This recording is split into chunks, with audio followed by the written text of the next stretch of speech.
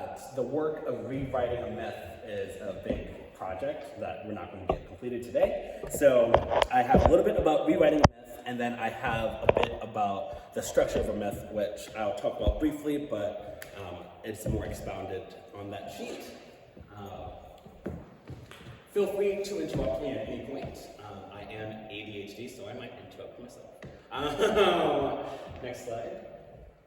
So like I said, 4 functions of myth, modern myths, the basic structures of myths as I see it, and then some independent writing. If you see me looking at my phones because I have another meeting to get to, no.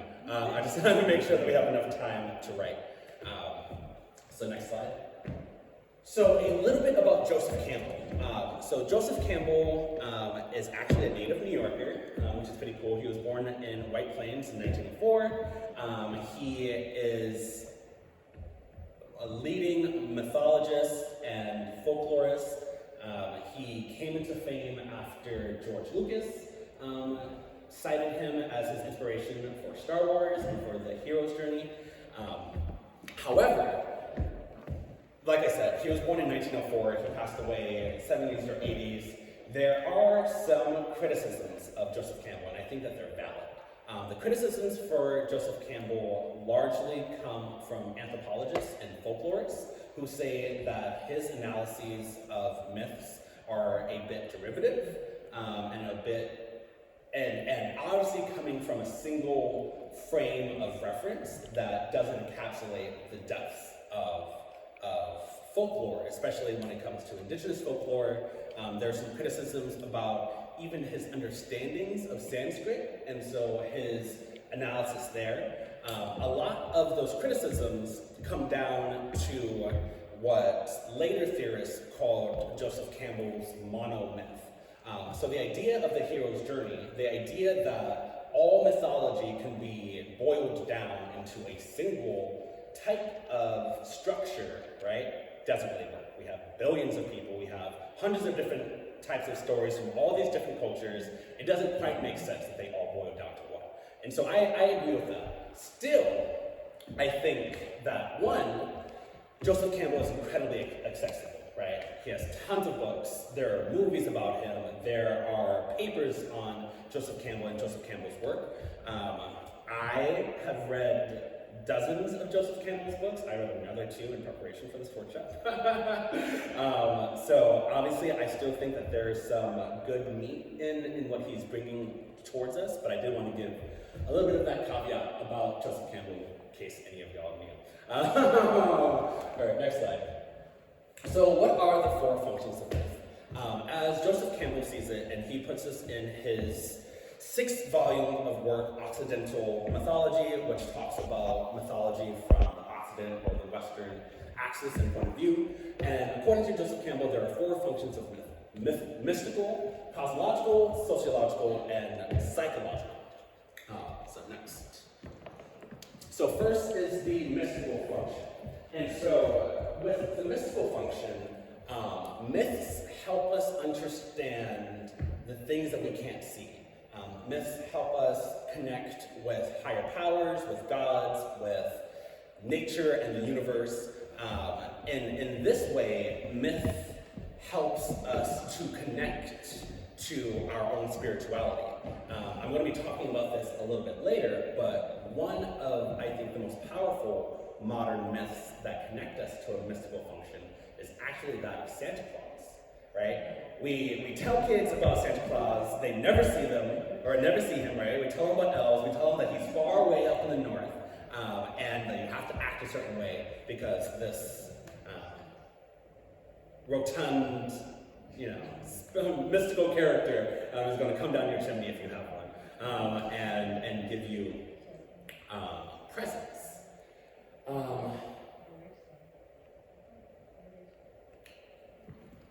I wondered, because I'm going to be going through all 4 of these functions, and I'd like this to be more interactive than not. Can anyone else think of a myth that helps them connect to the spiritual? And it's okay if not. I've had a week to prepare for this. So. I'm thinking of you said the spiritual, I'm sorry.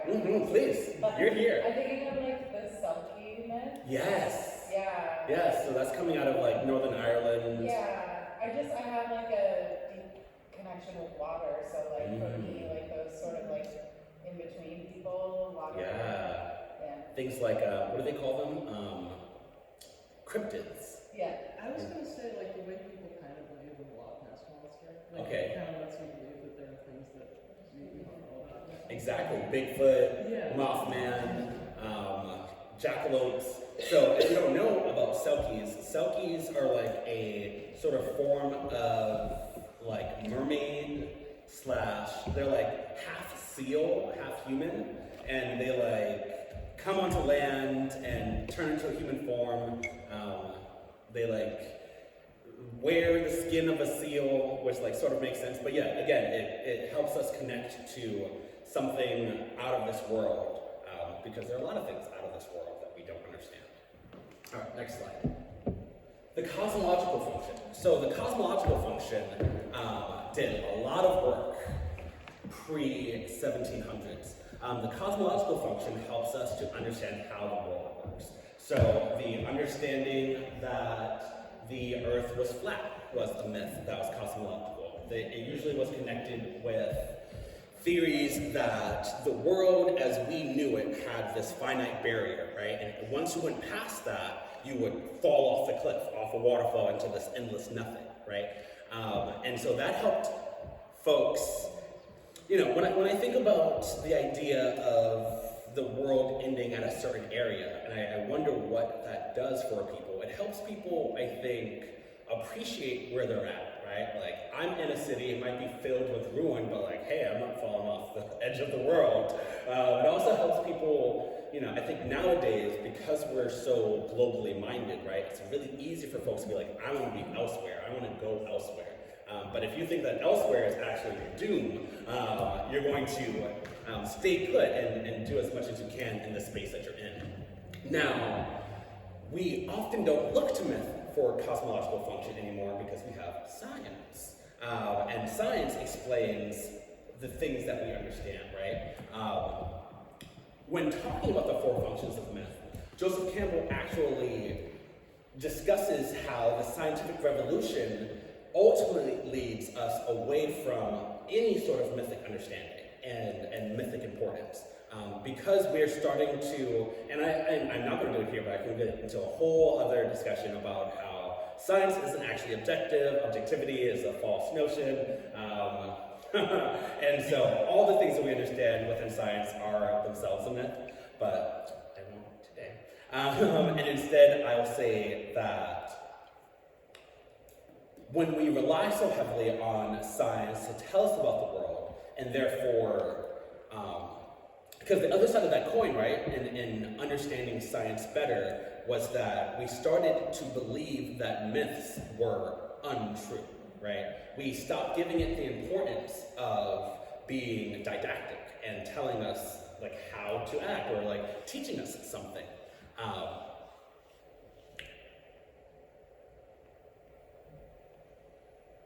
I also personally think that we actually don't know what we think we know. And I think it's interesting that we're at a point in scientific understanding and inquiry where, especially in things like quantum physics, we are returning to myth to help us understand these things that we are now understanding are much grander, much wider, much wilder than we ever could have imagined. And so then, the mythical, cosmological, social. So the sociological function of myth is maybe what we understand best, right? We understand that there are stories that can teach us a lesson about how to behave. Most major religions have taken the structure of myth and syncretized it, right? And so we have things like the Bible, we have things like the Quran, which gives us stories and lessons to help us understand how to relate to one another. Cain and Abel, and I can go down the list of biblical stories and myths that are supposed to tell us how to engage with the world. I think that it's important too, a lot of the research that I've done on mythology really frames it in this positive light. It frames it in this way wherein when we are telling a fable, when we're telling a myth that is supposed to tell us how to act, it's always going to do so in a positive manner. And I do not believe that's true. I think especially when it comes to modern myths, we have, and especially because we have stopped labeling things as myths, and we've removed the importance of mythology and storytelling in our lineages and socially, that there are groups of folks who have been able to take this age-old tradition of telling a catchy story that is going to give you all the information that you need in that moment to spread information. One of, I think, the wildest and most persistent myths that inform our understanding of the sociological function right now is black on black crime, right? And what was that? Myth, exactly. Reagan was a storyteller. Reagan was an actor and understood Hollywood and understood like how punchy lines get embedded into our brain, want to be shared, and then inform how we view and see the world. When it comes to the myth of black on black crime, and I'll only speak on this briefly, but when it comes to the myth of black on black crime, what it does is frame a problem that doesn't actually exist. We know through criminology and study after study that, especially in the US, and I'll say all this in the context of the US, especially in the US, most crime, 80-90% of crime is done locally.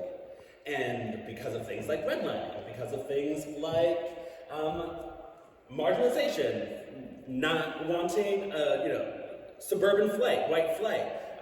The US has particularly segregated neighborhoods. So if you have any crime, it's going to be within the same race. So what the myth of black on black crime does is allow us to shift our framework away from, well, why do we have neighborhoods that are so homogenous that all the crime is done within a race group because of redlining, because of the creation of ghettos, and instead look at an infighting group. And we love stories of infighting. We're like, whoa, this group is fighting amongst themselves. That's wild. So anyway, it gives us, and what that does too is that it puts a moral understanding on the crime, right? Like, we have a little less empathy and compassion for folks who don't respect themselves and who fight amongst themselves, right? So it's so much easier to cast aside crime done by an in-group than to actually look at, like, what are some of the sources of this crime? Why are these people returning to crime? So on and so forth. What is defined as crime? Exactly. Are Ponzi schemes white on white crime? More in the next lecture. And then the fourth function is the psychological function. And this is where we find the hero's journey, right? This is where we find stories wherein a protagonist is somehow transforming in the means of the story. And we're told in the psychological function that things like, I'll go back to what I was saying about the sociological function, which is that we have this sense that all myths are this positive generating thing, right? But in line with other modern myths, the idea of meritocracy, right? So the idea of meritocracy and bootstrap theory, right, that the way that we're supposed to function and the way that we're supposed to succeed is by going as hard as we can, fighting as hard as we can, not taking breaks, not enjoying ourselves, not playing until we reach into a certain point, until we reach the age of 60 or 65 and are able to retire, right? These things are telling us and giving us a framework for how we're supposed to grow ourselves. And when I think about the need for new modern myths, is really the psychological function and the sociological function that I'm thinking of. Because we don't have stories that tell us that it's okay to make mistakes, really. We don't have stories that, because with myths like Icarus, it's like, whoa, you make a mistake and you're dead. But we know in our lives that we're constantly making mistakes. We know that, I think that we ought to have myths that talk about friendship betrayal, that talk about restorative justice, that talk about ways in which we've learned to thrive under oppression that is outside of puritanical views, outside of psycho-religious views or socio-religious views. I think that we really don't have as many as we need. Joseph Campbell also agreed. He was like, if there's anywhere in the world of mythology that we need to expand on, it's the sociological and the psychological function. So that was a lot of information. Does anyone have any questions about the 4 functions of myth? Anything that didn't quite make sense? Yeah. It's kind of a question with, since myths can provide individuals with archetypal symbols and narratives, is there a specific reason why it's providing individuals and not like a community of folks like that? Was that intentional or just like individuals like are reading a story? Right, so an individual is reading a story or hearing a story. Yeah, I didn't think of community-specific ones too, just because in my experience, I have learned from myths of other communities that was able, because I was an individual going to Baha'i service. So that's mainly the reason. And also because, so I was raised Baptist, and there's some Seventh-day Adventists in my family, and there's a lot of Christian ideology about how I'm supposed to be, and I didn't. And I was like, that doesn't quite fit. You mean I'm the spawn of Satan? Maybe you're right, but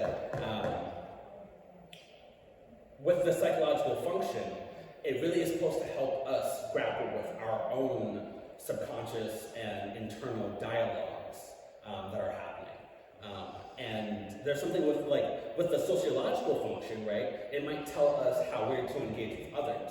So we're told something like the golden rule, right? And we might have an internal dialogue about hating that person, or this person is a part of a group that I'm not supposed to like. But the sociological function of that myth tells us act differently, even if your individual function tells you otherwise. So this sort of gets at Jorge's point, and I'm not sure how much of this is Joseph Campbell sort of distilled through your understanding versus what Joseph Campbell is not. Yeah. But it's very individualistic approach to the psychological function and self-informed by sociologists or by sort of very Western lens. And even when I listen to you talk about sort of progressing beyond a current sort of dominant mythos, I see that progression as more a return to the violence of, low term, but sort of the violence of Individualism. myths. Oh, yeah. Yeah. Yeah, so I think you're super right to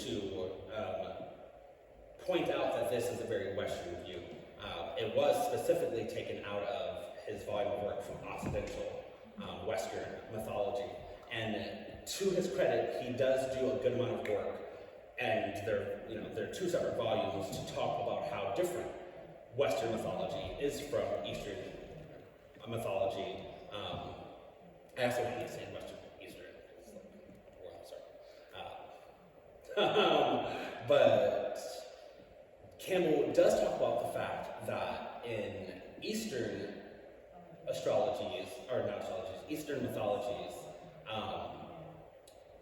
they have a different basis, a different foundation in which a lot, like, one, there's already a sense of things like the mystical function are ever present in all of their mythologies that people have read, right? And so there's certain things, there's a completely different framework from Eastern mythology that doesn't quite fit within these functions.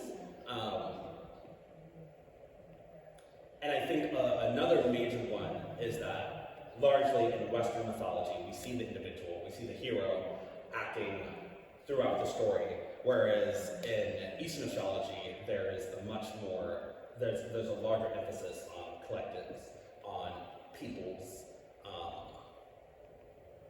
from their origin stories on. So you're absolutely right about that. I don't have enough experience with Eastern mythologies to, I think that's master's PhD level work to filter through Campbell's work and say, this is where this aligns with Western, and this is where it aligns with Eastern, and this is what you're missing.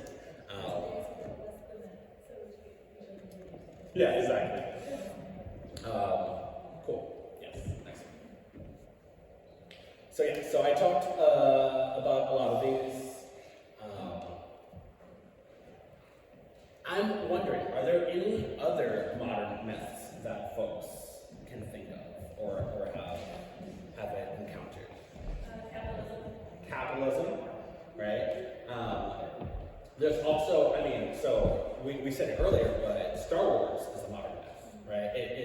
It follows a lot of similarities, archetypes of the hero's journey and of Occidental mythology, but it also brings in ideas like oppression, like fascism, like empires and imperialism, technology and science.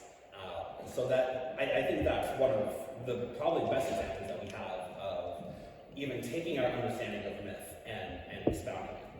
I think superheroes are Yep. probably a good example of this idea that whether it's like the spawn of this higher power, a la like a demigod or Jesus Messiah like figure, like Superman, sent from a different planet to be the savior, godlike superhero, or this great tragedy like Batman getting his parents killed, or Spider-Man not being able to save his uncle because he made a selfish decision, and also being a freak of science, whether it's like mutants or like the X-Men or Spider-Man getting bitten by the spider. Yep. And then you're given this great power and responsibility to solve all of society's ills as a single individual. I think there's a commentary in both directions for myths. Absolutely. And speaking of Stan Lee, who's a homie, that, R.I.P. I love X-Men, and I've always loved X-Men. And X-Men was designed, and the intention was to be a parallel to the civil rights movement, to be a parallel to the gay rights and LGBT rights movements, and to be able to tell, again, in story form, what we were seeing happening.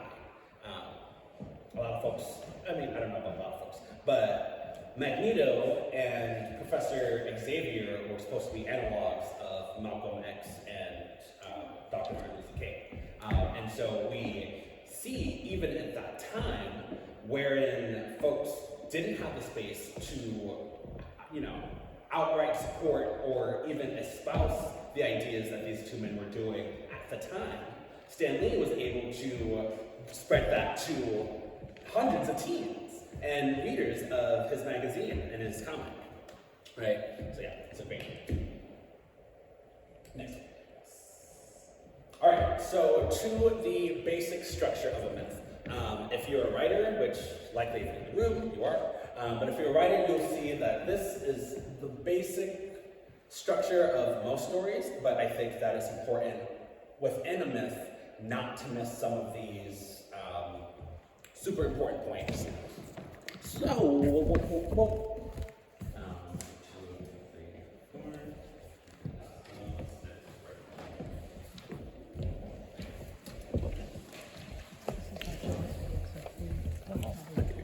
Thank you. So, with myth, obviously we have to introduce the story.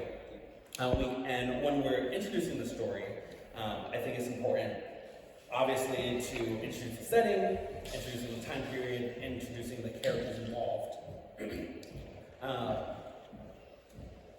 The reason, and let me back up too, the reason why I'm giving this basic structure of the myth is because when I first started getting into the practice of trying to rework a myth, this was senior year of college, and I was like, the myth of Pandora doesn't quite sit right with me. I'm like, what do you mean this one chick opened up a vase and now all evil was let loose? I'm like, doesn't, I'm like, there were gods involved, they couldn't stop her, and so I'm like, all right, how do I rework this myth?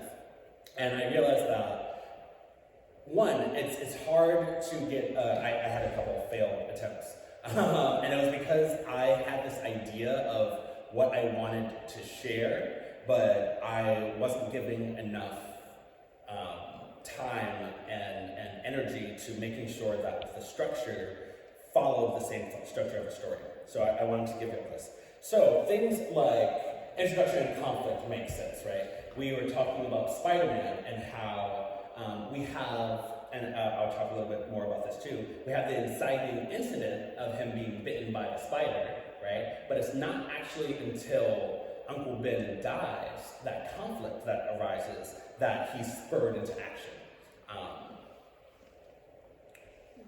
Still, it's important, before the inciting incident takes place, it's important that some of this conflict is described in the myth, right? So even before Uncle Ben dies, right, we see that Peter Parker is bullied in school. We see that he's in New York City, so already we're given all this imagery of what it might be like to be in a major city. And then when Uncle Ben dies, he doesn't just, die of a stroke. He's caught by a criminal, and he's killed in plain sight. And we're also given the conflict of Uncle Ben being this martyr, right? Because he's this pinnacle of maybe who Peter Parker looks up to, and he dies. And if someone that good can die, then you're already in the story being what else is going to happen? So it's important early on in the story to present conflict. Now the rising action, and the rising action is maybe, I don't think all stories need to have a rising action. I think that that's something that comes from myth and comes from the practice of, again, being didactic and trying to teach a story. Yeah, maybe. I might read you one of my options. But it does need a rewrite, but it is kind of fun. So,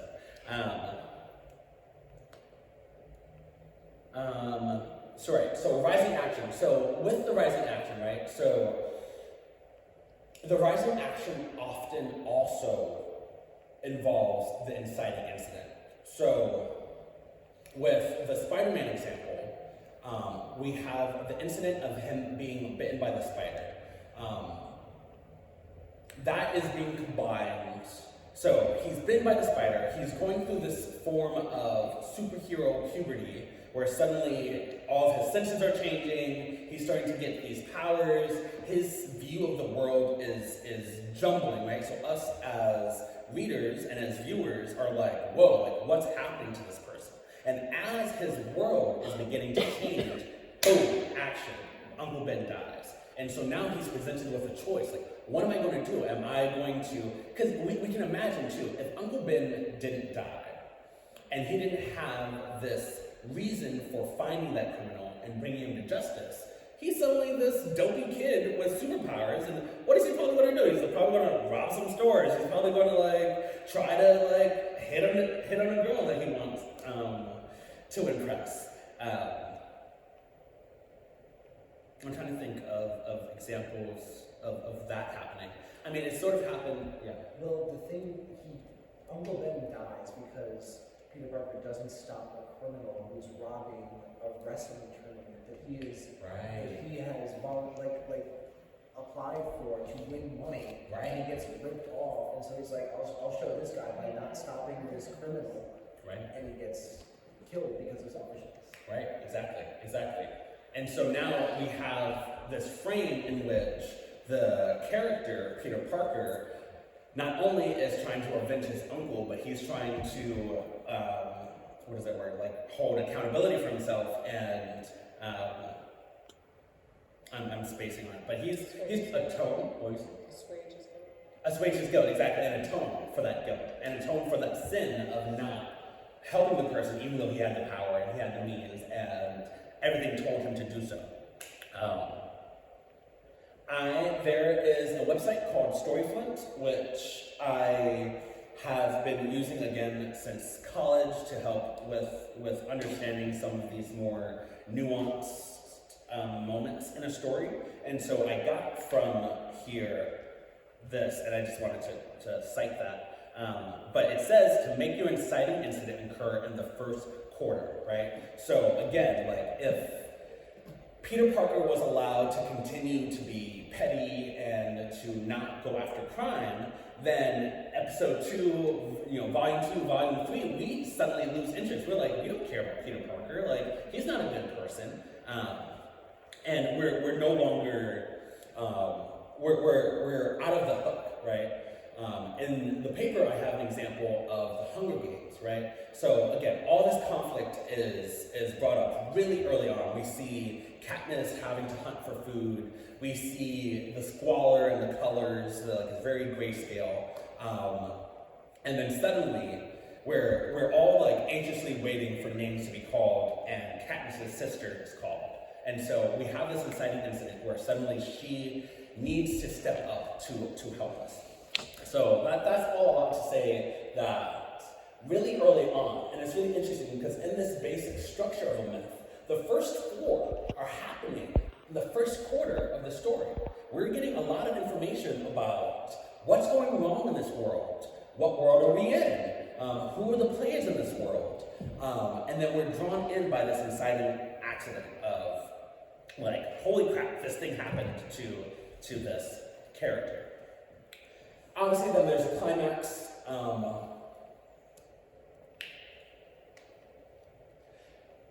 The superheroes are interesting because they're they create these universes in which these characters act and act and act and act and act and act and act. And so something like a climax becomes kind of hard to pinpoint. I think to like Disney's Hercules, right? Like classic hero's journey.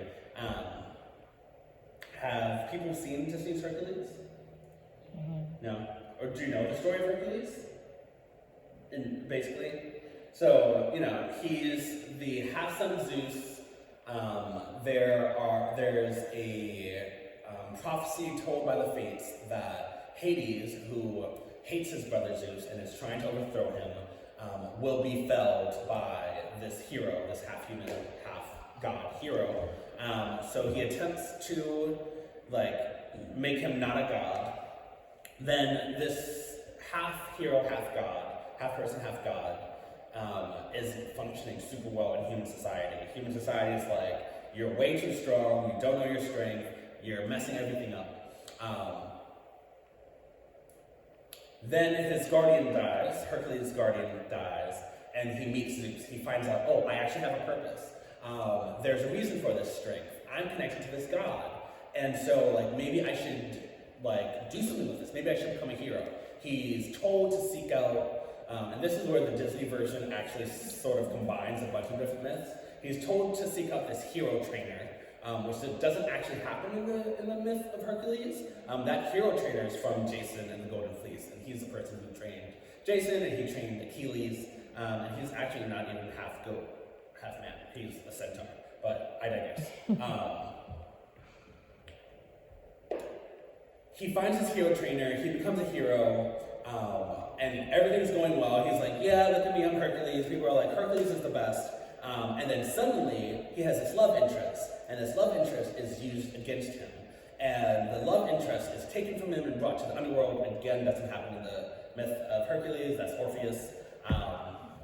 But That is the climax. Suddenly, this person who has been, and sorry, in my head I was going to ask y'all what I thought the climax was, but this hero who's been doing super well, become well known, find out that he's God, or son of a god, right? Suddenly, when he thinks he's most invincible, his love interest, the person who's actually vulnerable, gets taken from him, and he has to actually spur himself into action and take the lessons that he's learned, apply them, potentially self-sacrifice, and then we get to the falling action.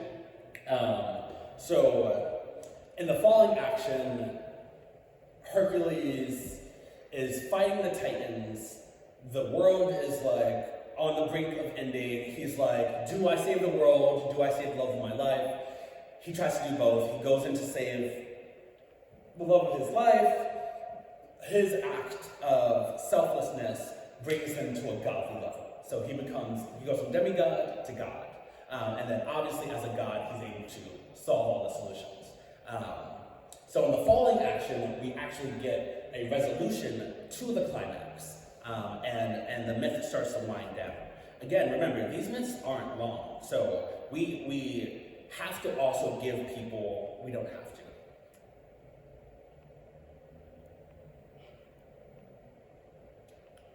This is interesting because I actually haven't thought to put this structure onto a modern myth like black on black crime, right? And I just started wondering, I'm like, what is the falling action of that myth? But it's the prison industrial complex. The falling action of that myth is, don't worry, we're going to get these criminals and we're going to throw them in jail. They won't have rights and they won't bother you. Because the byline of that myth is, you're in danger, there's all these criminals out here, they're even hurting each other, like they're so cutthroat, they'll kill their own community. And so as you're reading and hearing this myth, you're like, well, this is the climax, so what are we supposed to do? And it's like, don't worry, we will handle them with criminal justice. Isn't that also the beginning of another myth, though? I mean, like, when you come out of incarceration, and what skills have you been able to gain through that, or what black marks do you have against you, so then that starts another sort of cycle of a myth or something. Yeah, absolutely, I agree with that. And it'd be interesting to even try, and I didn't talk much about it, but that Hercules arc is the basis of the hero's journey. And it would be interesting to apply the hero's journey to post-incarceration. Because they're supposed to be rehabilitated. They're supposed to be coming out and able to be functioning and contributing members to society, right? Which is like very much hero's journey. But there's all these pitfalls that all this rising action and climax that can't be concluded because they can't vote, they can't work, they can't do this. They're put back into a system that put them there in the first place. And so, yeah, it'd be very interesting to see how that myth plays out. I think it might even say the larger myth is the prison industrial complex itself and the notion that enslaving people is Right. to save them from themselves. Right, and to save us. Right. It's almost giving the giver. Sorry. Right. I haven't thought about that book in a minute, so. Right, or like thought about the giver as like being analogous to the myth of the prison industrial complex. Yeah, because in the giver, I don't know how many of y'all have read it, but a quick synopsis of the giver being that there's a society that's like black and white, and there's this one person who has knowledge of everything. And it's a grade school book, so it's told from the perspective of someone who's like 12 or something. And basically in this society, like when you're either one of the like very few people who know what's happening, or you're relegated to being like this cog in the machine, and anyone who deviates from that is murdered. And they hide this. They like don't tell people that they're being murdered. They tell people that they're like going off to this better place, and like that it's better for society for these people to go through this training or whatever. And then the main character finds out like, oh shit, they're killing these people. And all of this is because they're afraid that if we know things, we're going to hurt ourselves. But us knowing things actually makes it better. So it definitely aligns with this idea of we know what's best for people, and what's best for people actually is for them not to know. But I digress on that as well. And then often with a myth, it concludes with some sort of moral story, moral understanding. Next slide. All right. Any questions about, well, actually, we can go back to the last one. So before we get right, are there any questions about the structure of a myth?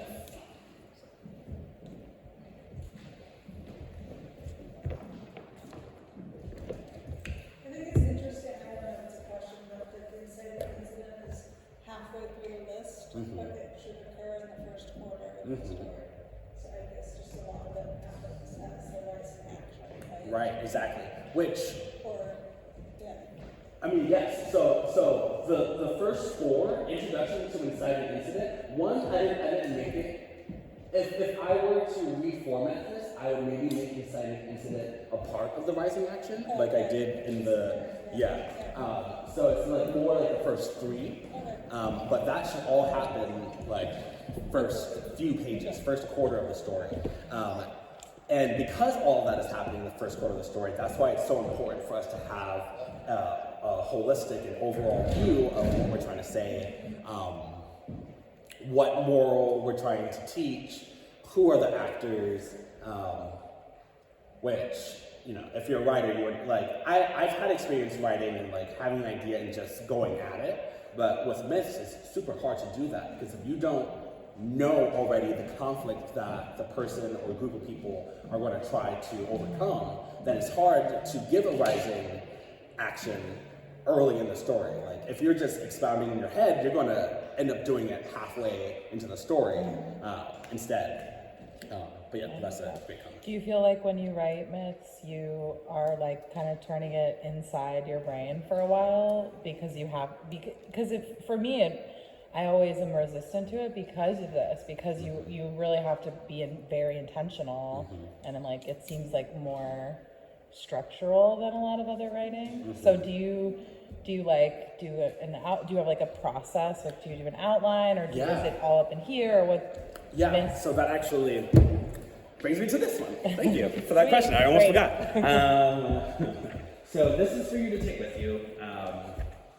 Again, I don't expect you to be able to do all this work here in this workshop, but this is my view of how to rewrite a book. And it just goes through like the stages, the fact that it is going to take a lot of revision. It's not something that typically will flow out in a single session. I also think, and this is somewhat antithetical to a lot of people's idea of the creative process,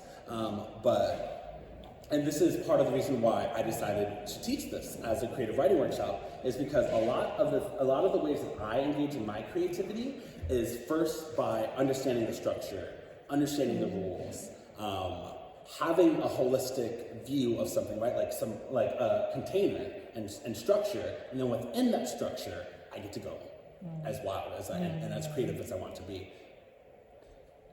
I think what's weird for me about the idea of rewriting myths is that my understanding of myths was always that they weren't really written down at first, but they were like really, really long, cumulative stories. And one of the weird things about like talking about myths from ancient times or other cultures, even if we're like Western, really not going to talk about that, honestly, because Greek myths are not Western. They're Hellenistic.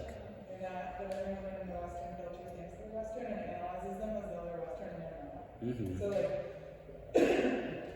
the weird thing about talking about Greek myths too is that a lot of what is said and talked about in stories were like needed to be preserved specifically were things that were not totally taken for granted. What do you mean by that? So like, in American culture, if you were just right now, without explaining what they are, talk about a cell phone, you wouldn't have to explain all the background about what that is and what people use it for, and what that means, and like all the levels of like, oh, you're hanging out with your cell phone instead of like your husband, or like you're myths, they meant a lot of things to people in the cultures that they belonged to. Because they had all of this like cultural context, that like every single thing was probably an inside joke that referenced like 10 other stories that like you don't know those stories. Even if you know that word, like you can't ever know what all those stories are. Like you can't actually understand that myths. Exactly. I agree. That's why like this is really crazy, the idea of doing it. Like if you write a modern myth, like you're gonna have to think like, okay, so like 10 years from now, is anyone like, what if we don't have the internet? Exactly. Like let me tell you, everything used to be connected. Right, Like, exactly. Exactly. Like that's gonna be a myth, but like holy shit. Exactly. We can't imagine that because like our context right now, we talk about it, we want to write it down, but like I'm telling you, like myths, if they ever get reborn, it's because like the internet's still. Ooh, I love I mean that. like that's when myths will be reborn. Otherwise myths, I don't know. Like, Other than- there's new myths. I mean, Because they're not like most of what Fox News says are yeah, myths. like, all the time. True. Like maybe there are, but like I haven't heard any myths recently. Black on black crime and Santa Claus. But yeah, I think, and you touched on it a bit, but I think a large part of that is our speed, right? Things and cultures and societies weren't, I don't want to say progressing, but they weren't shifting as quickly as we are now. I mean, back in 1980, we had no idea that we'd be where we are now, technology-wise, right? Or even like in terms of how we're engaging with each other's in cultures. So I think that's a big part of it, right? And that's a big part of, and a lot of folklorists, a lot of mythologists do talk about how the reason why we don't have modern myths is because we're so rapidly changing, right? I personally think that that can be a part of our understanding of modern myths. And I think about things like Black Mirror, right? Which does have a lot of cultural context, does have a lot of, like, you sort of have to, it makes sense to us now because we're in the period where they're doing it, but I also think that they are so outside of what is actually happening that their functions and the ways that they're able to do these four functions still come through, right? Like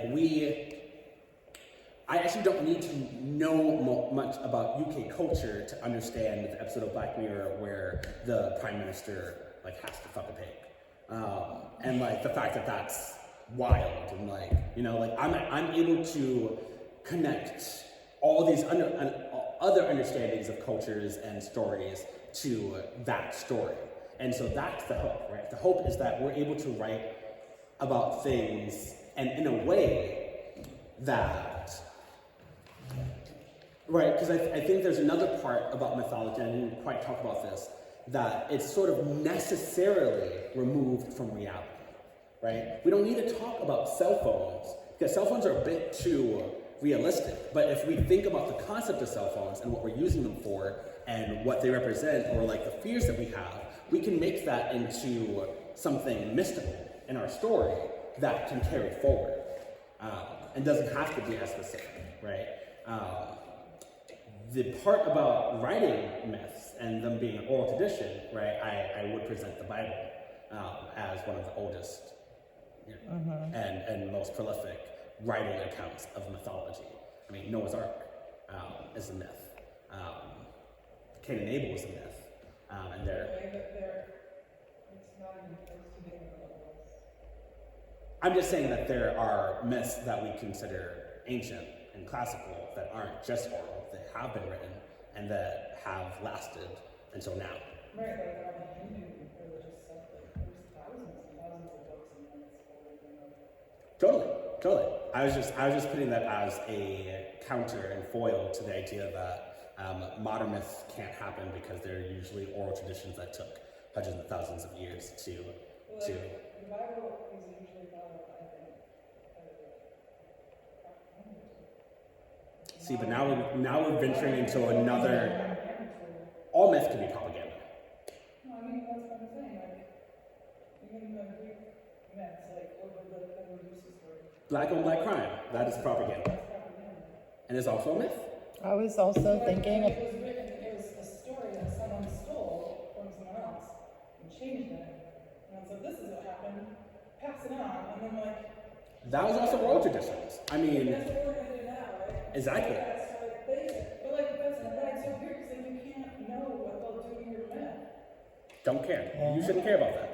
Yeah. That's not your job. You're an artist. Once you make the art, what people do with the art is up to them. You can't control it. I was just gonna say quickly, like I was thinking about a modern myth that maybe is not hyper modern, but is still prevalent and evolving, is like the bootstrap myth, because it's like reinvigorated right now with, you know, people are like, oh, well, people aren't working hard enough, that's why they don't have jobs, which is like an old narrative that like whoever you are, you can actually rise up above all of the, right, we know what the bootstrap myth is, but I was just thinking, it was like related to meritocracy, though. I think it's part of meritocracy. Exactly. It's Yeah. like, you know, like one of these myths that rolls in, or And like in all these examples, right, we see that folks have come to an understanding that they can absolutely rework a myth. They can actually take parts of a myth and retell it in a way that supports what they want people to understand in the moment.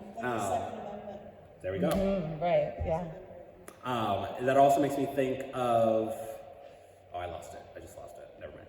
I have no idea what I was about to say. Well, with Second Amendment, I was thinking about the prison industrial complex, and like the original myth of that is like policing the schools and like doing the school to prison pipeline, and like that's the first myth. Yes. And then and how all these, I don't know.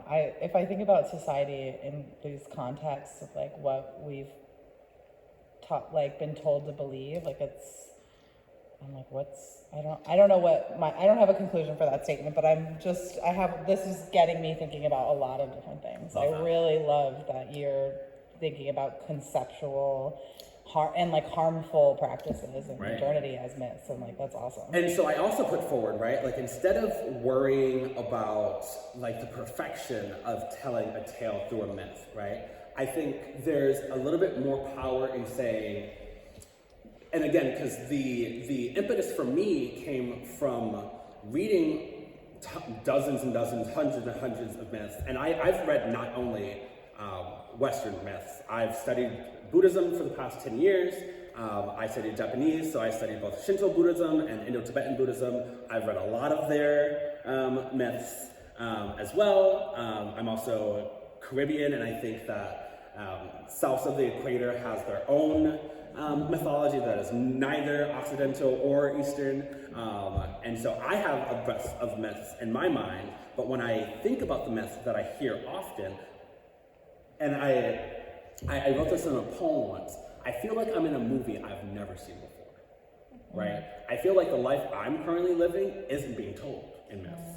And the ways that I've figured out how to, again, thrive in the spaces that I'm in have largely been about stories of people who I've seen do it, but like one or two, like Angela Davis, James Baldwin, and like endless. And so I think that, and I wonder, like, if I were able to take a story that feels close to telling what I want it to tell, and then tweak it, can I help someone else? And it doesn't even have to be 50 years. Can I help someone else next year who's reading this? I think often about children's stories and how simple they are, how they're trying to tell these really complex things, but in a very accessible and simplistic way. And I think about how something like Steven Universe, right, rewrites so many myths of things that we're supposed to understand, and there's a group of kids who is watching Steven Universe from this year to this year that are going to get old and espouse these values to their kids. They're going to be able to, and so I don't think that we have to worry about the longevity of our myths, but I think that even just the practice of trying to get an understanding into myth form, to spread it and share it and let other people know that this is possible, does the work and does positive things for us. Okay, so we have about 25 minutes. I have 3 writing prompts for you to choose from, and I'll read them out loud. Are we still recording? Do you want me to turn it off? No, we don't have to stop yet. We can stop I want to hear after. the prompts, yeah. Yeah, I need the prompts. So prompt 1, write a myth that explains the origin of a natural phenomenon or a socio-political phenomenon, such as the stars, the moon, or the ocean. In your myth, include a hero or heroine who embarks on a quest to discover the source of this phenomenon, encountering challenges and obstacles along the way.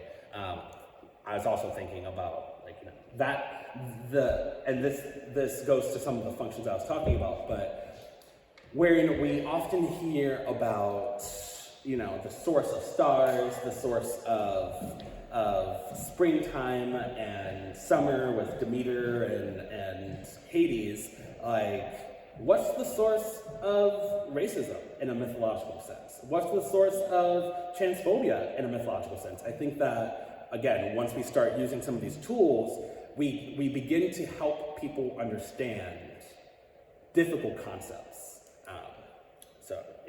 Consider the role of gods or the other supernatural beings, how they might influence the hero's journey, and finally think about the moral or lesson that the myth conveys.